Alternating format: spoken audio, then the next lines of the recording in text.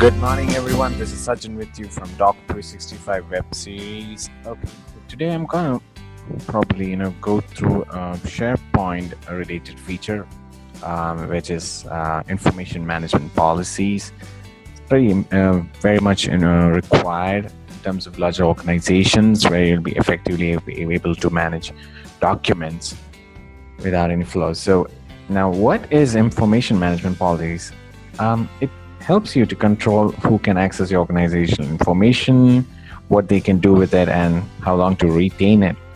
And a policy can help enforce compliance with legal and governmental regulations or internal business processes. And as an administrator, you'll be able to set up a policy to control how to track documents, who has access to documents, and how long to retain the documents. So I'm going to probably show you how it works.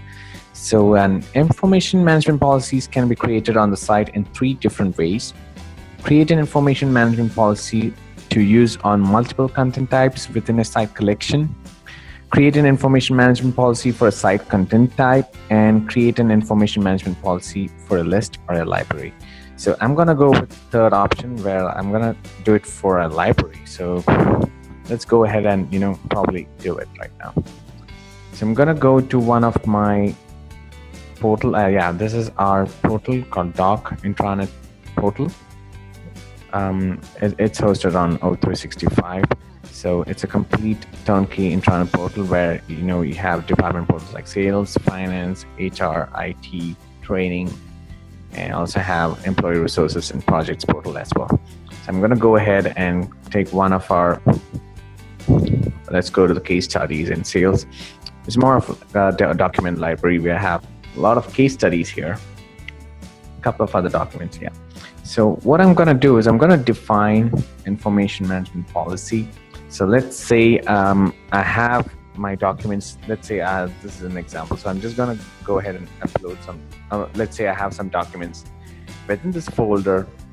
I'll be able to set up a kind of a policy, or a kind of a I'll be able to define a policy. Let's say okay, I have my documents uploaded on November 9th, and I need them to be, transferred to another folder, or probably, it's more like an archive, or probably just delete it. Let it go to the recycle bin after a month, or maybe after 2 months, so that I don't have a lot of documents, maybe unwanted documents in my folder. Rather than going and manually deleting them, it's going to be a tedious task. So it can create kind of a workflows where SharePoint really takes care of this. So I'm going to go ahead and define. So this is my document folder. So I'm just going to click over here, click on Manage Views. Please note this is 2016 interface. If you really hate using 2016 interface, you can always go back to the old one. So you have a return to classic SharePoint view on your left-hand side bottom. So I'm going to click over here and click on Manage Views. Okay, so this is the document library settings. So I need to scroll down, or not scroll down, I need to go here and click on Information Management Policy Settings. So I'm going to click over there. So basically, I'm going to set up a policy type. I'm just going to set up a kind of a query there, so that based on that, my documents should, act accordingly, right? So this is the library-based retention schedule. So I have content type policies. This table shows all content types for this library, along with the policies and expiration schedules for each type. So I can either do it for a document or for the entire folder. So I'm going to click on folder. So the entire library will, have this policy should be applicable for all the documents inside the library. So I'm going to click on Enable Retention. And what happens next is I should go ahead and, probably plug in some values, right? So it says specify how to manage retention. Items will not expire until a stage is added. So I'm going to add a retention stage.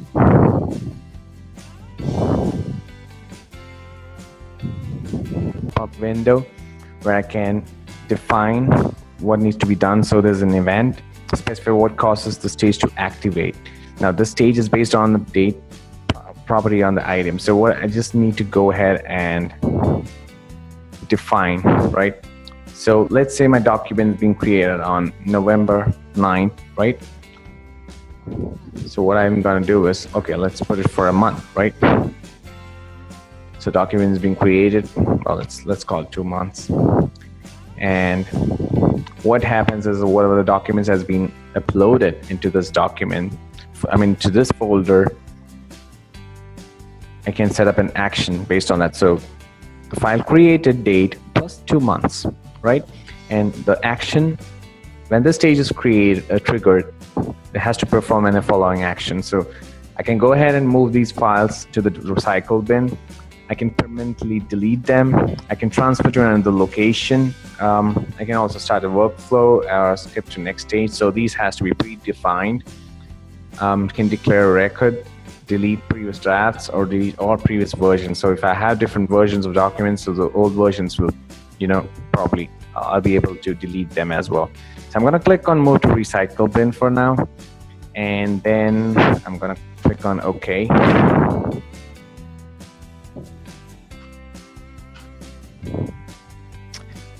Okay, so I have my policy being recorded, my retention policies, right? So it's for 2 months. So the date created plus 2 months, right?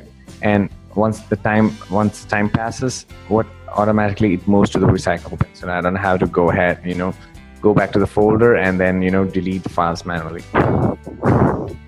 Also, I'll be able to enable auditing, assign a barcode to each document, or we can also enable labels.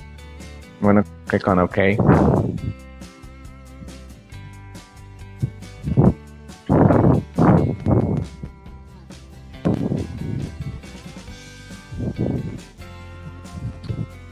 Okay, so I have it defined. So as you see here, I have a custom policy being applied for this folder.